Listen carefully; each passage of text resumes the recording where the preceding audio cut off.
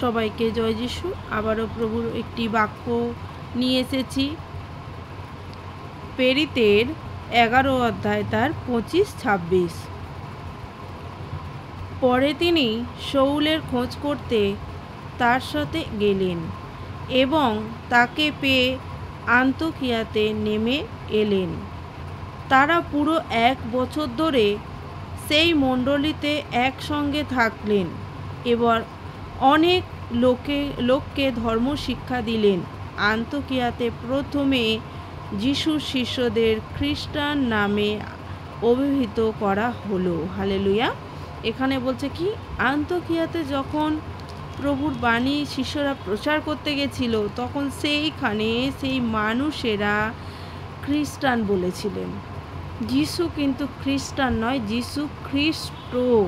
এখানে মানুষ তাদের নাম দিয়েছে যিশু খ্রিস্টান, মানুষ খ্রিস্টান। হালেলুয়া।